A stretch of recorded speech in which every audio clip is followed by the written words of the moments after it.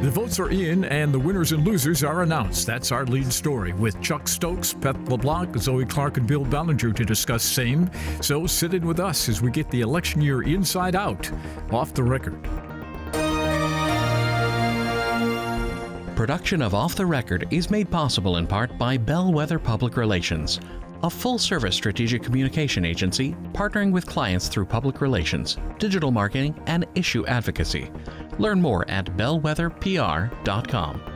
And now, this edition of Off the Record with Tim Skubick. Well, we are still a chatty group for having no sleep this week, right? Let's start around the table. Chuck, given all the things that happened on Tuesday, what surprised you the most? Give me a sentence. That the voter turnout for Kamala Harris was lower in 2024 than it was for Biden in 2020. Beth. I was surprised by how many seats House Republicans were able to flip. I didn't think they'd get a majority that large. I think I'll go with two statewide races that, Trump winning Michigan and Slotkin winning Michigan. I would go back to what Beth said. State House outspent Republicans 3-1 by the Democrats, and yet they flipped 4 seats, and they got a 58-52 majority. So I think it's quite remarkable. Let's sum it up this way. Michigan is no longer a blue state. Anybody buy that? I don't think we've ever been a blue state. We're a purple state. We're a purple state. We're not purple. Oh, I think we are. Yeah. 9 counties. I mean, here's 9 counties. That was the same number of counties that Trump won in 2016. No. 9 counties went for Harris. Yeah. And those 9 counties all was fewer voters for Harris too than Biden. Look, I mean, I think that's a fair an accurate statement after this election in some ways, but then you've got to look if you're doing bright side for Democrats, of which there were not many, but 16 out of 17 U.S. Senate races now have gone Democratic. And so I think, if anything, I don't know that I would say we're a red state or a blue state. I think we continue to be a swing state. I think we're a divided state, which I think, again, shows that Michigan is very much a microcosm of this United States. How can you say we're a swing state when this guy wins 74 counties? He won 74 counties before. Popular, but that's not a proportional by number. That's just a land base. Yeah. I mean, one county has twice as many. I mean, that you know better than that. You got to remember, 2 years ago, the Democrats swept everything. Yeah. I mean, we're one election away for another chance. He means agree with him. I know. Would you like to do the show again? Well, I feel like if you look at those state house races, right, those candidates, the Republican candidates, were helped extremely well by the top of the ticket, right? That Trump helped them. I think they're going to be in a tough spot in 2026 defending that if Democrats can get a good person at the top of the ticket. So it is swing. It's the pendulum going back and forth depending on who's at the top of the ticket. And I feel like, will there ever be a Republican candidate like Trump again who can appeal to that working base, who proved a lot of pundits wrong again in 2024. So I think, if Republicans can harness that energy again and find a candidate who can kind of thread that needle the way that Trump has, I think they might have a chance of continuing to swing Michigan right. Well, remember, and I think you still, at heart, we're a state that likes to see a healthy mix between Republicans and Democrats, and whenever we can strike a balance, we try to do that. I think we saw that with them flipping the House. We also saw that Tom Barrett gets in Slotkin's old seat, so that flips there.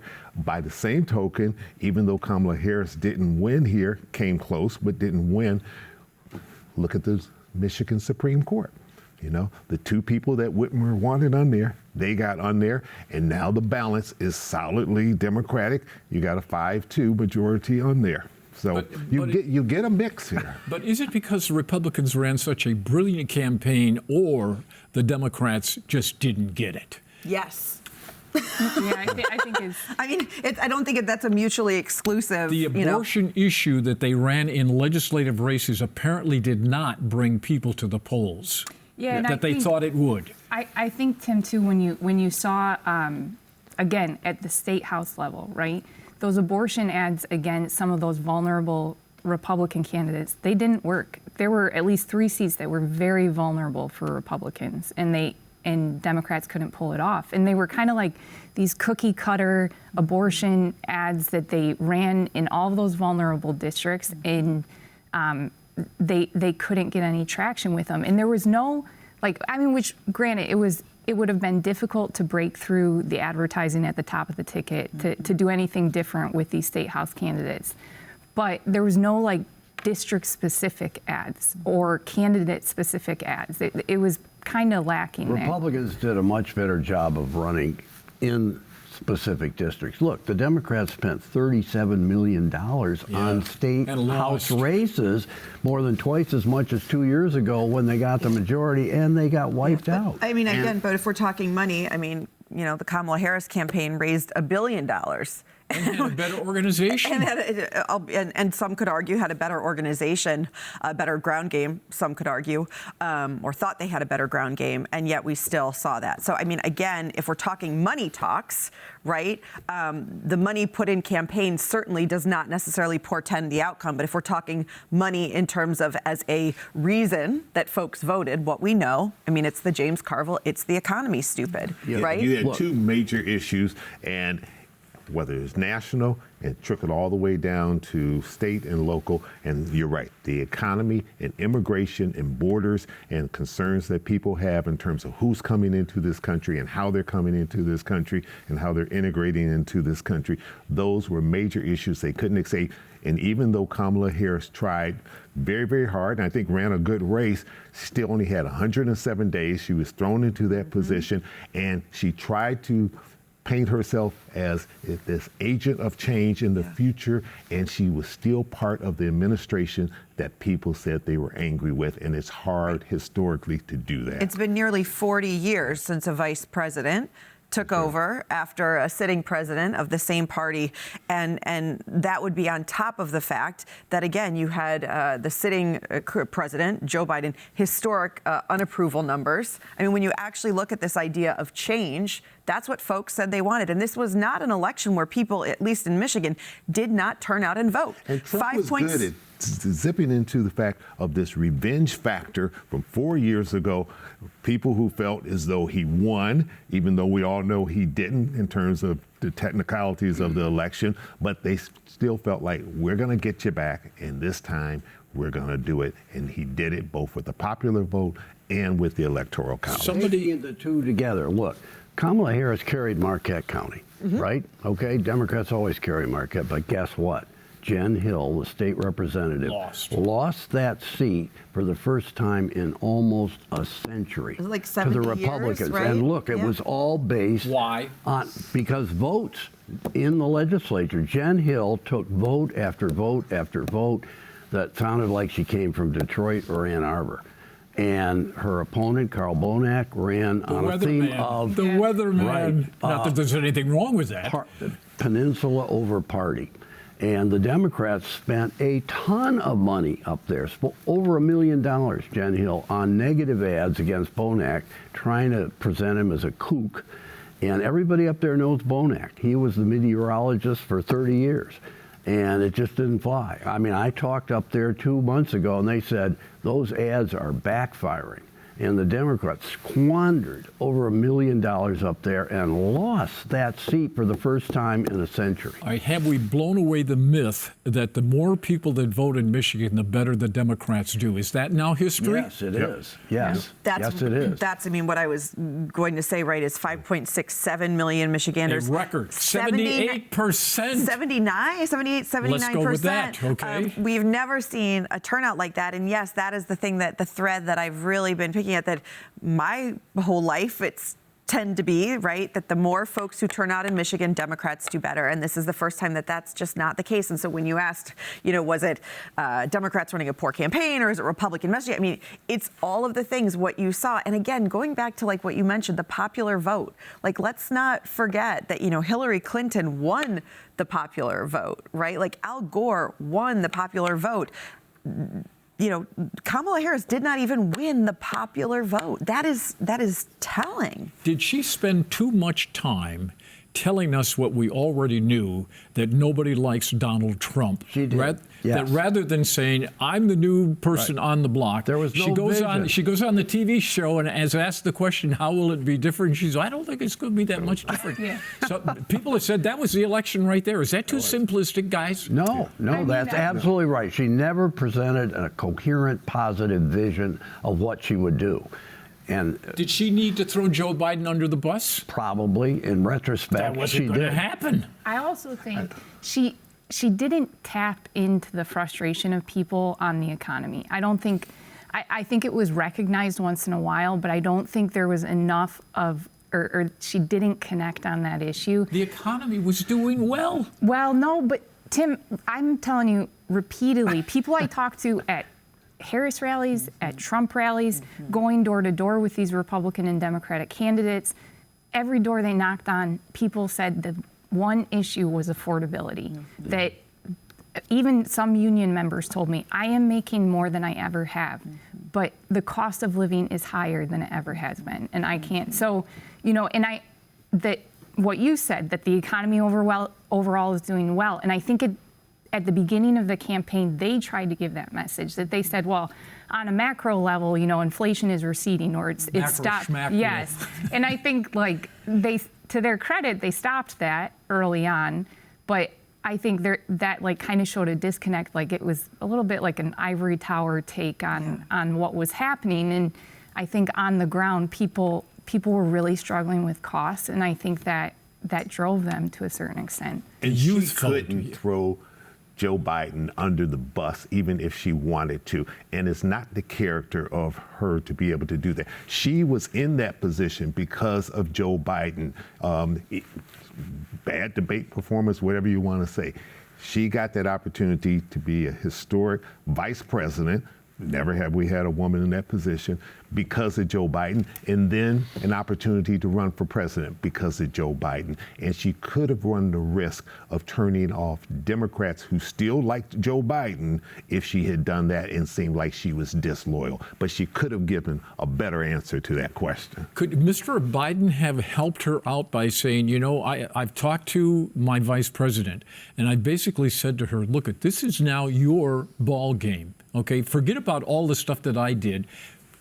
Chart a new path, chart a new course. Could he have helped her messaging on that? He could have, but he didn't want to because it would have demeaned his own accomplishment. It's one thing if you didn't want to, but if it was for the good of the party, which he said that's why he didn't run, that could have set up a message path. He felt he'd done enough for the party. I think he felt he'd done enough for the party by stepping aside. Why are you grimacing, he wasn't going beyond that. First of all, I don't think any of us sitting around this table have any clear indication of what at any moment was going on for sitting President Joe Biden, right? I mean, what we have seen really was a historic month after month after month, beginning after that first early debate where he wanted desperately to stay in, right? And then he announces he's not going to, but then takes a little bit of time to endorse Harris. And look, this was a complicated, messy, months-long internecine battle among Democrats. And I think what they have to sit down and have a conversation about as a party is, to whom are they speaking? And to whom are they representing? And what kind of party do they want to be? I will also say, though, for as much as, and I want to be careful how I articulate this, so many people turned out and voted for Donald Trump, right? That was clear. Again, popular vote, county after county, more votes. So let's not argue that. But again, this was in Michigan, less than 2% or 2 percentage points between the two. So we, again, are still 89,000 votes. Right, 89,000 votes. That's the size of a small, so we're still divided. We are. And to Beth's point, the economy. And when you historically look at what happens when you have incumbents and then their vice presidents running, and if there is a high disapproval rate, which there was for Joe Biden, and then as Chuck said, 110 days to try to figure out this tiny little thread of throwing the current president under the bus with whom you're aligned. I mean, it was really hard to do, and they didn't do it, and they didn't talk to the voters in the way that voters felt like they wanted to be talked to and about to. And the biggest mistake that Biden may have made was trying to seek a second term period.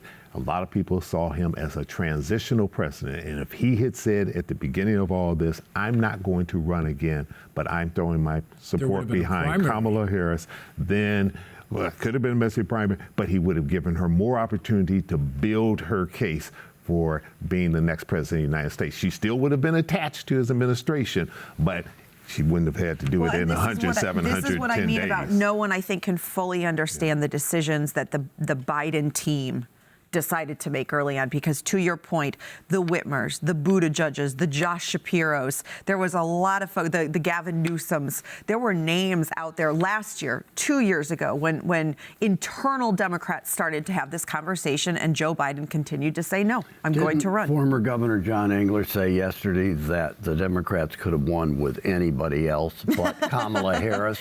Although, and that was their big mistake. Yes, Should they have come up with a better nominee? But Bill, here's the thing. Republicans 2 weeks were saying we'd be able to win with any other Republican than Donald Trump, right? So this whole like any other candidate, I think it's much more at this point about like the messaging and how voters feel like they're being heard. Somebody in a forum the other day asked the question, was this race in some way related to sexism and racism? Yes. I think so, yes. Yes. Yeah, yes. I do. Were some American men ready to have a woman calling the shots in the Oval Office? A lot of them were not, and I think that was a smart piece of strategy by the Trump campaign. They were thinking at the beginning, we're going to get completely clobbered by the female vote. So guess what? Let's double down on the other side of the gender divide. Did Let's they get clobbered by the female vote? They did get clobbered. They got clobbered by the female vote. Not enough to win or to lose. Because they got the male vote, because they really doubled down on the male vote. I mean, you saw it at the National Convention, everything they played up there. I mean, the numbers speak for themselves. First presidency was 1789. We've had 45 men in that position, never a woman for that elective office. There's something about the word commander-in-chief that a lot of males see only a male filling that role. And let's be honest, there are a lot of females who have trouble saying a woman should be, quote unquote, commander-in-chief. And we saw that in some of these vote totals here. Now, you could certainly make the case that maybe the women who've run so far haven't been the right candidates, but America does have a problem trying to elect a woman to that position. It will happen. It's just a matter of when. Some of the data said that people felt that women were just not emotionally prepared to be in the Oval Office. Oh, Jesus. Oh, that's have you not seen that data? Not recently, and what I will say is if you're talking about the two candidates at the top of the ticket in this past race and which one was more emotional on any given day, I think the facts. I agree with you 1,000%. I'm just repeating back to you what I've seen in the data, that some people have said that, and it's obviously... Some people have said a lot of things, yeah. Yes. I don't know, Tim. I mean, look, you look at the first 20 minutes of this program, the issues that we've talked about, right? The economy, the fact that Biden didn't pull out soon enough, the different issues that were driving this. I mean, I think it was the candidate, it was the environment that she was in, it was the fact that she couldn't deliver a winning message. I don't know that it has, I mean, maybe there's a little bit of sexism there, but I feel like, what have we talked about this whole time? It was the economy, it was all of these issues that any candidate couldn't deliver on. I agree. To those people that raise the issue, all they have to do is look at Gretchen Whitmer and Jennifer Granholm. Okay, in the state of Michigan, I think they purported their performance. And if you talk to women who are in power, they say, you know what, we approach this whole thing completely different than men do. Men approach it as a war, moving the parts around. Women are into solving problems. Have we ever heard the governor say that, Ms. Clark? Oh, once or twice before. Yeah, I'll also put this out there that, again, I sort of wonder, look, there is the cult of personality behind Donald Trump. So I want to name that. But I also wonder, could a Nikki Haley have been the first female president? Right? Would a race between Nikki Haley and Joe Biden have been, the first female president? But I mean, to your point, yes, I mean, the United States in some respects was built on foundations of racism, misogyny, and it still is a huge part of this country. Can we say that that was the specific reason? It is one of the reasons. Yeah, I'm not suggesting it was the specific reason. There was an undertone of foreign policy in this election that I think was a little more elevated compared to previous elections. I mean, you have Gaza, you have the war in Ukraine, and Trump was consistently contemptuous of the image of Kamala Harris representing the United States against the likes of Putin and Xi Jinping and so forth. He said he just can't envision that. They'll eat her lunch. And I think that it had a trickle-down effect on a lot of the electorate. It reinforced the idea that she would not be a strong leader. And in a lot of polls, when you match the two of them, Trump and Harris, consistently Trump was, in the eyes of the voters going into the election, the strong leader type. All right, let's and talk. We saw that go across colors too. We saw some African American men saying that they see Donald Trump. They found that attractive in Trump, making himself as a stronger leader and could make a tougher decision. It wasn't the lion's share of them, but there were certainly some, and he increased his margin among by 50% African American in the men city of Detroit and Latino men. Yeah. All right, let's talk about the House power struggle now. And Matt Hall is the new Speaker-elect, and Mr. Puri is the Democratic leader. Read the tea leaves there. What does that mean for the future? It means the governor's got some challenges. I think it means big gridlock the next 2 years. Big gridlock. The Republican, listen, I talked to them yesterday. So, we got an agenda, and we're going to move it, and there will not be. They didn't know. I gave Bill Schuette a chance to say, promise that there will be no gridlock, and he answered another question. Okay. That was a neat. I thought that was a gimme. He learned well from his dad. He's tooling up his campaign for the state Senate yes. special Okay, but Beth, election. you're our expert here on how. I mean, I think Matt Hall excels at gridlock, and he told me Wednesday that he thinks there are some bipartisan wins they can achieve. He said he thinks they can find a permanent funding source within the existing budget for roads going forward, because of course the money that Whitmer has set aside over the past several years has run out, and now we're facing kind of a funding cliff for roads, so they're going to have to figure that out. But yeah, I think Matt Hall has excelled in holding his caucus against a very slim Democratic majority in the House, and now he has the majority, and he has to hold his caucus against a Democratic Senate and a Democratic governor. Does he have to cooperate with the governor? No. Hell no. Well, what is he? Excuse me, did I miss something here? She's got control of the Senate. She has a veto pen, and you're saying Matt Hall can be successful without her? I mean, I think it depends on how you. Success for him is to stop Whitmer and the Democratic agenda that they've been pushing for 2 years. That is success for him. As they were campaigning, a lot of what they said is, we can stop this. Mm-hmm. We can stop this policy that's moving forward. So if success is defined by stopping policy that they don't agree with, he can do that. The wonderfully smart, who we all adore around this table, president of Gongwar, Zach Gorchow, yesterday said, look, some of it is going to depend which Matt Hall, right? Was it Matt Hall from the first term, kind of bombastic, or is it going to be the Matt Hall, sort of the second term problem solver, and I don't think we know yet. And I'm not sure that Matt Hall knows yet either. I think it's the same Matt Hall, consistently.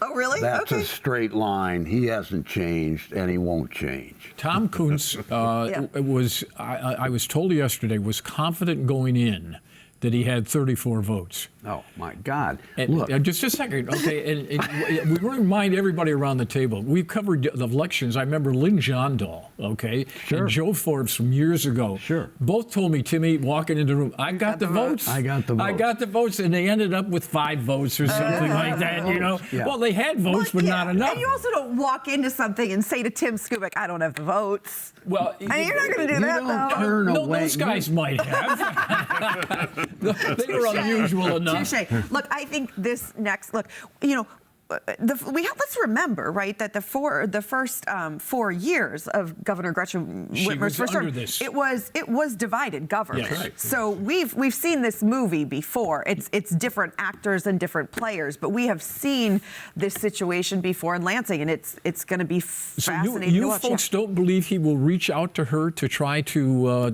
work on stuff together? I think Beth is right. I think if he sees a clear path to something that he feels his constituency wants him to work with the governor on, and it may be roads, then he will try to do that because he wants to be able to say, I have a win. I think you're also right that he's going to play loyal opposition as much as he can, because let's face it, we got a gubernatorial election coming around the corner in 2 years, and Republicans, if you talk to Pete Hoekstra, he feels we've got a real shot at this. All right, and let me finish the program on that note. John James, Kevin Rinke, Perry Johnson, Dick DeVos, Eric Nesbitt, Pete Hoekstra, Tudor Dixon, Mike Duggan, McMorrill, Swanson, Gilchrist, Buttigieg, and Benson.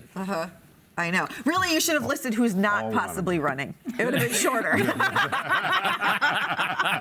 And there will be more names. And there will be more discussion. What about Mike Rogers?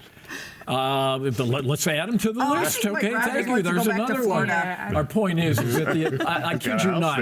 I kid you not. My guys at the TV station, the day after, like, said, all right, so who's running for governor? I said, could we just take a breath here for half a second? And thank you for watching. Thanks for your great analysis. More of Off the Record right here next week. See you there. Production of Off the Record is made possible in part by Bellwether Public Relations, a full-service strategic communications agency partnering with clients through public relations, digital marketing, and issue advocacy. Learn more at bellwetherpr.com. For more Off the Record, visit wkar.org. Michigan public television stations have contributed to the production costs of Off the Record.